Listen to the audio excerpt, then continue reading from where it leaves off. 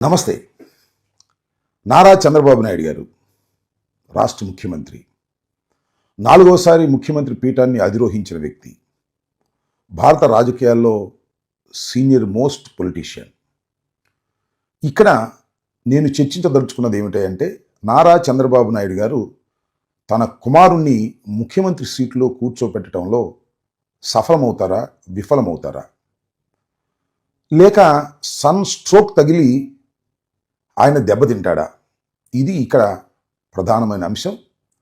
గత వారం 10 రోజులుగా కూడా రాష్ట్ర వ్యాప్తంగా చర్చ జరుగుతున్నటువంటి అంశం కూడా అదే.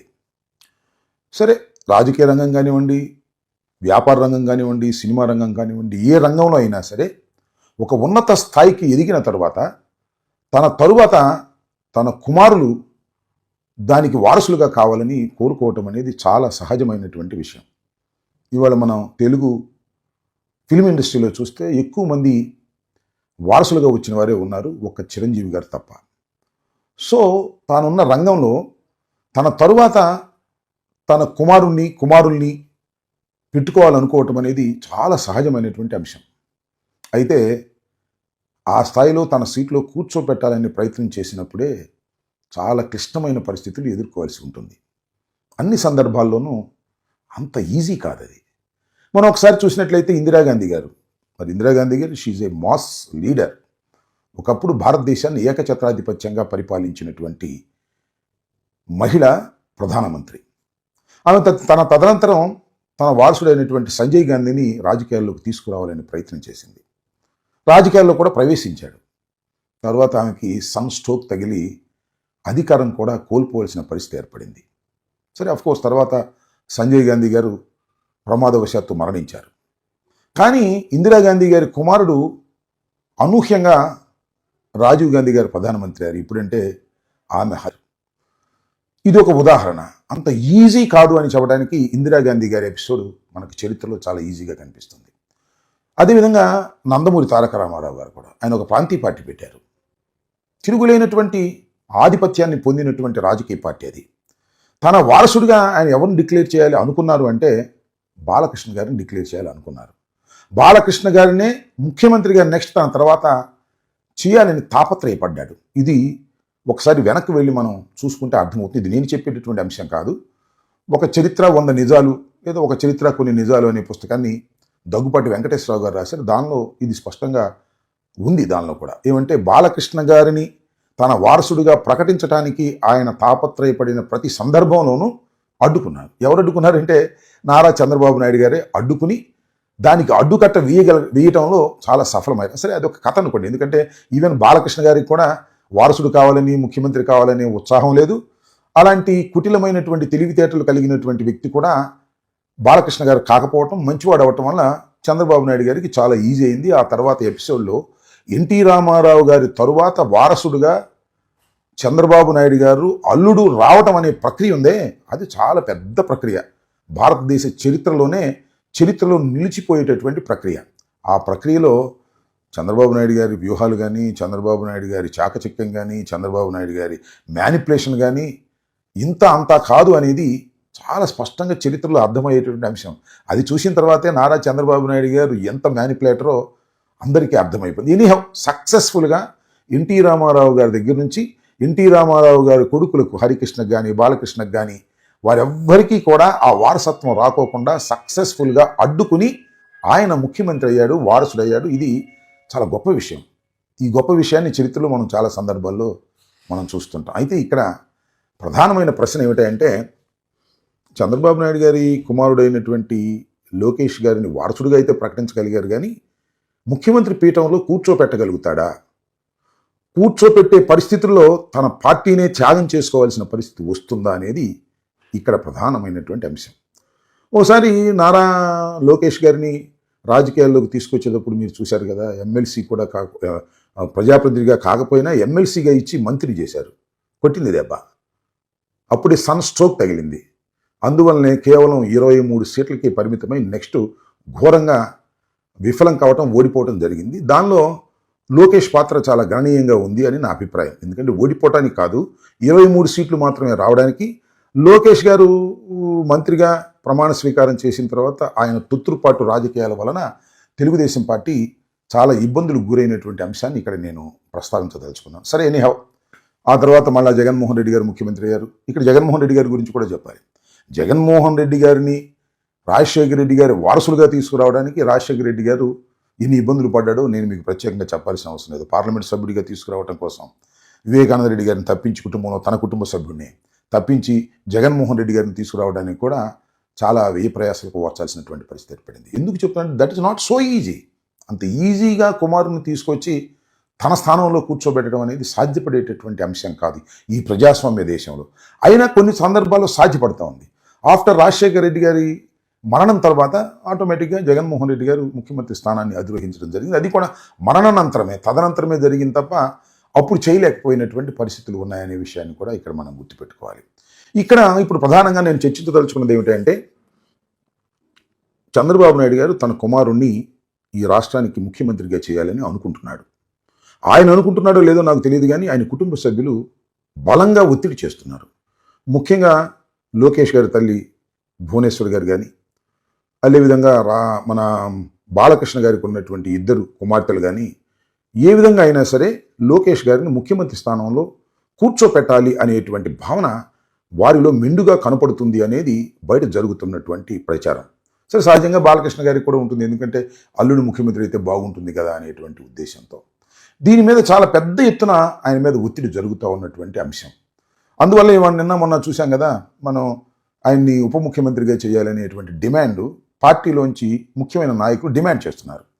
దావోస్ వెళ్ళి ఇండస్ట్రీస్ గురించి మాట్లాడుకోకుండా ముఖ్యమంత్రిగానే ఏకంగా మన నారా లోకేష్ గారు రావాలి అనేటువంటి మాట మాట్లాడారు. తర్వాత ఏదో చంద్రబాబు నాయుడు గారు ఆయన మందలించాడని ఒక పుక్కిటి పురాణం కథ వినిపించారు, కానీ అదేం కాదు. చంద్రబాబు నాయుడు గారి మనసులో ఉన్న అంశాన్నే ఆ భరత్ కూడా చెప్పాడనేది నా అభిప్రాయం. అండ్ నచ్చినా నచ్చకపోయినా ఎవరికైనా ఫ్యూచర్ ఇస్ లోకేష్ గారు అండ్ కాబోయే ముఖ్యమంత్రి కూడా మన లోకేష్ గారు ఫ్యూచర్లో. ఏది ఏమైనా ఇక్కడ పరిస్థితులు ఏమిటి? ఇవాళ లోకేష్ను ముఖ్యమంత్రిగా చేయాలి. Very easy it is. ఎందుకంటే చంద్రబాబు నాయుడు గారికి అబ్సల్యూట్ మెజారిటీ ఉంది. చాలా ఈజీగా తాను రాజీనామా చేసి తన కుమారుణ్ణి ముఖ్యమంత్రిగా చేస్తున్నంటే అడ్డుకునేవారు ఎవరు లేరు పార్టీలో. అయితే ఇక్కడే అసలైన చిక్కంతా ఉంది. అది ఏమిటి అంటే, ఇది కూటమి ప్రభుత్వం. చంద్రబాబు నాయుడు గారు సింగిల్గా గెలిచినటువంటి ప్రభుత్వం కాదు. చంద్రబాబు నాయుడు గారు కొంతమంది మీద ఆధారపడి ఈరోజు రాష్ట్రంలో రాజకీయాలు చేస్తున్నారు, అధికారంలోకి వచ్చారు, ముఖ్యమంత్రి అవ్వగలిగారు. ముఖ్యంగా పవన్ కళ్యాణ్ గారి ఫ్యాక్టర్ చాలా ఇబ్బంది పెట్టేటటువంటి అంశంగా తయారైంది. రెండు వాదనలు ఉన్నాయి. ఒకటి ఏంటంటే, ఈ రాష్ట్రంలో చంద్రబాబు నాయుడు గారు అధికారంలోకి వచ్చాడు అంటే అది పవన్ కళ్యాణ్ గారు, జనసేన చేసిన కృషి, వారి ఐక్యతే, ఒక విధంగా చెప్పాలంటే వారి భిక్షే అనేటువంటి మాట కూడా చాలామందికి అభిప్రాయం ఉంది. చాలామందికి, ఈవెన్ తెలుగుదేశంలో కూడా చాలామందికి అభిప్రాయం ఉంది. పవన్ కళ్యాణ్ గారి వల్లే మేము వాళ్ళ అధికారంలో ఉన్నాము అనే విషయాన్ని చాలా సందర్భాల్లో బహిరంగ కూడా తండ్రి కొడుకులు అంగీకరించారు. కానీ అది కొద్దిగా వెనకబడిపోతూ ఉంది. ఇవాళ ఏం జరుగుతూ ఉందంటే, ఇంత మెజారిటీని మనం సంతరించుకున్న నా కుమారుడైనటువంటి లోకేష్ని సీట్లో కూర్చోపెట్టలేకపోతున్నాను. దీనికి కారణం పవన్ కళ్యాణ్. అప్పుడు గెలవడం కోసం ఉపయోగపడ్డాడు. ఇప్పుడు లోకేష్ని ఆ సీట్లో కూర్చోబెట్టడానికి అడ్డంకిగా తయారయ్యాడనేటువంటి వాదన చాలా బలంగా తెలుగుదేశం కేడర్లో వినిపిస్తుంది. ఎందుకు అడ్డం అంటే, తీసుకొచ్చి ఆయన్ని ముఖ్యమంత్రిగా చేస్తే లోకేష్ని, పవన్ కళ్యాణ్ గారు ఎక్కడ ఉండాలి? ఉప ముఖ్యమంత్రిగా ఉండాలా? పవన్ కళ్యాణ్ గారు చాలా స్పష్టంగా సంకేతం ఇచ్చారు. చంద్రబాబు నాయుడు గారు జీవితకాలం ఈ రాష్ట్రానికి ముఖ్యమంత్రిగా ఉండాలి అని. 5 సంవత్సరాలు కాదు గౌరవ ముఖ్యమంత్రి గారు తెలియజేసిన అధ్యక్ష, మీరు ఇంకొక దశాబ్దం కూడా ఈ రాష్ట్రానికి ముఖ్యమంత్రిగా దాని అర్థం ఏమిటంటే, జీవితకాలం చంద్రబాబు నాయుడు గారు ముఖ్యమంత్రిగా ఉంటే నాకు అభ్యంతరం లేదు, ఆయన కాకుండా ఎవరన్నా వస్తే మాత్రం నేను అంగీకరించను అనేది మర్మగర్భంగా ఆయన చెప్పాడనేది నాకు అర్థమవుతున్నటువంటి అంశం. ఇవాళ చాలామంది చాలా చిత్రంగా లోకేష్ బాబును డిప్యూటీ సీఎం చేయాలి ఇలాంటి మాటలన్నీ మాట్లాడుతున్నారు. అంటే దాని అర్థం ఏంటి? పవన్ కళ్యాణ్ గారు డిప్యూటీ సీఎంగా చేశారు చంద్రబాబు నాయుడు గారు బీజేపీ ఒత్తిడితో. ఎందుకు చేశారు? పవన్ కళ్యాణ్ గారు అనే వ్యక్తి ఈ రాష్ట్రంలో ముఖ్యమంత్రి కావాలని కోరుకునే వారి సంఖ్య కూడా గణనీయంగా ఉంది. అలాంటి ముఖ్యమంత్రి కావలసిన వ్యక్తి మీకు సపోర్ట్ చేశారు కాబట్టి కనీసం ఆయనకు ఉప ముఖ్యమంత్రి అన్నా ఇవ్వాలి అనేది న్యాచురల్గా అనిపించే అంశం. దానికి చంద్రబాబు నాయుడు గారు కూడా మనస్ఫూర్తిగానే ఇచ్చారనేది నా అభిప్రాయం. కానీ ఎక్కడో తేడా కొడుతుంది. ఎక్కడ తేడా కొడుతుందంటే ఈ మధ్యకాలంలో పవన్ కళ్యాణ్ గారు ప్రవర్తన వారికి నచ్చటంలా. ఎందుకు నచ్చడం లేదంటే మీరు ఒక మాట ఒక సన్నివేశాన్ని చూడండి. ఏ ఈవో కానీ, ఏ ఈవో వెంకయ్య చౌదరి గారు కానీ, ఈవో శ్యామలరావు గారు కానీ, చైర్మన్ బిఆర్ నాయుడు గారు కానీ, టీటీడీ బోర్డు సభ్యులు, పాలక మండలి సభ్యులందరూ కానీ, మీరందరూ వచ్చి ఒక్కొక్క వ్యక్తి గురించి కథ వింటప్పుడు మీకు బాధ అర్థమవుతుంది. క్షమాపణలు చెప్పండి. మీరు క్షమాపణలు చెప్పి తీరాలి, వేరే దారి లేదు. కానీ మేము క్షమాపణ చెప్పమని అడ్డం తిరిగారు. క్షమాపణ చెప్తే చెప్పడంలో తప్పలేదు. చెప్పినంత మాత్రాన చనిపోయిన వాళ్ళు బతికి రారు కదా. అది అవన్నీ ఎవరో ఏదో మాట్లాడారంటే వాటికన్నిటికీ స్పందించాల్సిన అవసరం లేదు. తర్వాత ఏదో చిన్న కాంప్రమైజింగ్గా బిఆర్ నాయుడు గారు క్షమాపణ చెప్పేసి ఆ ఎపిసోడ్ అట్లా ముగించారు. ఇక్కడ పెద్ద వివాదం చెలరేగింది. అంటే పవన్ కళ్యాణ్ గారు చెబితే మేము చెప్పాలా అని. అంటే ఏంటి పవన్ కళ్యాణ్ గారి పెత్తనం, మా మీద పవన్ కళ్యాణ్ గారి పెత్తనం పెరుగుతుంది ఏంటి అనేటువంటి భావన తెలుగుదేశంలో ఒక వర్గంలో, అంటే వారి సామాజిక వర్గానికి సంబంధించినటువంటి వారిలో ఒక వ్యతిరేకత పెరుగుతూ ఉంది. పవన్ కళ్యాణ్ గారు చెప్పినట్టుగా మేము చేసేటట్టయితే మాకెందుకు, అసలు చంద్రబాబు నాయుడు గారు పవన్ కళ్యాణ్ గారిని కలుపుకోకపోయినా ఈ రోజున ముఖ్యమంత్రి అయ్యి ఉండేవాడు, లోకేష్ని ఈజీగా చేసి ఉండేవాళ్ళు, కలుపుకోవడం తప్పైంది అనేటువంటి ఒక పిచ్చి వాదనను కూడా వినిపించేటటువంటి పరిస్థితులు కనిపిస్తున్నాయి.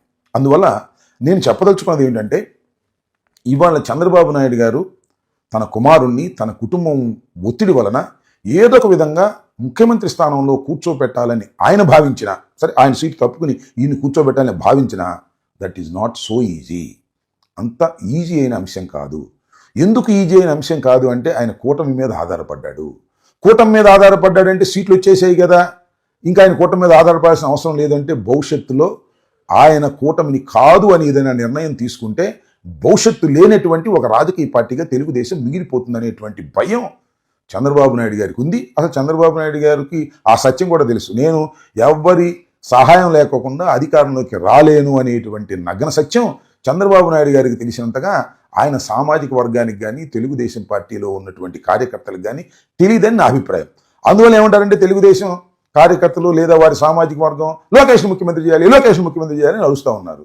ఆయన అరుస్తున్న కొందికి చంద్రబాబు నాయుడు గారికి భయం కలుగుతూ ఉంది. లోకేష్ను ముఖ్యమంత్రి చేయాలి, లోకేష్ను ముఖ్యమంత్రి చేయాలంటే పవన్ కళ్యాణ్ గారిని ఏం చేయాలి అనేటువంటి తాపత్రయం. ఒకవేళ పవన్ కళ్యాణ్ గారితో ఉన్నటువంటి ఫ్రెండ్షిప్ తప్పుకుంది, ఇక ఏకాకినైపోతే ఈ రాష్ట్రంలో నాకు దిక్కు మొక్కు లేదు అనే పరిస్థితిలో ఇవాళ చంద్రబాబు నాయుడు గారు అడకత్తెరలో పోక చెక్క వలె నలుగుతున్నారనేది నా అభిప్రాయం. అధికారం ఉండొచ్చు, దావోస్ వెళ్ళొచ్చు, బ్రహ్మాండంగా కబుర్లు చెప్పొచ్చు, లేదు జగన్మోహన్ రెడ్డి గారి మీద అనేకమైనటువంటి దుష్ప్రచారాలు చేయొచ్చు, చివరికి అమిత్ షా వచ్చినా కూడా జగన్మోహన్ రెడ్డి గారి గురించి అడిగాడనేటువంటి ఒక ప్రచారం చేయొచ్చు. కానీ అడకత్తెరలో పోకచక్కలాగా ఇరుక్కుపోయి వాళ్ళు ఏం చేయాలో అర్థం కానటువంటి పరిస్థితిలో ఉన్నారు. నేనైతే ఒకటి నేను చెప్పదలుచుకున్నాను, చంద్రబాబు నాయుడు గారు ఎట్టి పరిస్థితుల్లోనూ ఈ రాష్ట్రంలో నారా లోకేష్ను ముఖ్యమంత్రి చేయడం అనేది సాధ్యపడే అంశం కాదు. ముఖ్యమంత్రి కాదు, ఉప ముఖ్యమంత్రి కూడా చెయ్యలేరు, చెయ్యబోరు. ఎందుకంటే ఆయన లీడరే కానీ is not a mass leader. ఒక్కడిగా రాజ్యాధికారాన్ని చేజిక్కించుకోగలిగిన శక్తి సామర్థ్యాలు ఉన్నటువంటి వ్యక్తి కాదు కాబట్టి చేయలేరు అనేది నా అభిప్రాయం. అయితే ఆయన తదనంతరం అవుతారంటే తదనంతరం అయ్యే శక్తి ఆయనకి లేదనే కదా ఇప్పుడు చేయాలని మీరు వాళ్ళు అనుకుంటుంది. కాబట్టి లోకేష్ గారికి ముఖ్యమంత్రి చేసే సమర్థత లేదు, అర్హత లేదు. కాబట్టి ఎంత తాపత్రయపడితే, ఎంత ఎక్కువ తాపత్రయపడితే వారి కుటుంబం అంతగా తెలుగుదేశం నష్టపోతుంది. కాబట్టి చక్కగా పరిపాలన మీద మీరు ధ్యాస పెట్టి ఇచ్చినటువంటి హామీలను నెరవేర్చే కార్యక్రమం చేయాలి తప్ప లోకేష్ను ముఖ్యమంత్రిగా చేయాలనే ఏజెండాతో మీరు పనిచేస్తే మీ పార్టీ అడ్రస్ లేకోకుండా పోతుందనే విషయాన్ని ఇక్కడ నేను స్పష్టంగా చెప్పాలనే ఉద్దేశంతో నేను మీ ముందుకు వచ్చానని మనవి చేస్తున్నాను. హిట్ టీవీ యాప్, ఇందులో short news, live news, entertainment shows, movies, digital magazines తో పాటు మీ జిల్లా వార్తలను కూడా ఫ్రీగా చూడొచ్చు. అంతేకాదు కేజీ నుంచి పీజీ వరకు విద్యార్థులకు స్కాలర్షిప్ కూడా అందిస్తున్నాం. ప్రతి వారం 10 మందికి లక్కీ డ్రా ద్వారా ఒక్కొక్కరికి 10,000 రూపాయలు అందిస్తున్నాం. ఇంకెందుకు ఆలస్యం, వెంటనే హిట్ టీవీ యాప్ ని డౌన్లోడ్ చేసుకుని ఫ్రీగా ఎంటర్టైన్మెంట్ పొందండి. Hit TV app. Hit TV app. Please download Hit TV app. Hit TV యాప్ని ఫ్రీగా డౌన్లోడ్ చేసుకొని ఎంజాయ్ చేయండి. మీకు నచ్చిన ఎంటర్టైన్మెంట్ కోసం హిట్ టీవీ యాప్ ని ఫ్రీగా డౌన్లోడ్ చేసుకుని ఎంజాయ్ చేయండి. హిట్ టీవీ యాప్ని డౌన్లోడ్ చేసుకుని ఆస్వాదించండి, ఆశీర్వదించండి. ఇంతమంది సెలబ్రిటీలు హిట్ టీవీ యాప్ ని డౌన్లోడ్ చేసుకోండి అని చెప్తున్నారంటే ఎంత మంచి యాప్ ఆలోచించండి. అమెరికా అమెరికా అమెరికా అమెరికాలో చదవాలనుకునే వాళ్ళకి విశ్వసనీయమైన పేరు మన శౌర్య కన్సల్టెన్సీ. UK లో 1 year masters. UK లో 1 year masters. 2 years work permit up to 5 years visa. Contact Saurya Consultancy. Contact 89851 89851.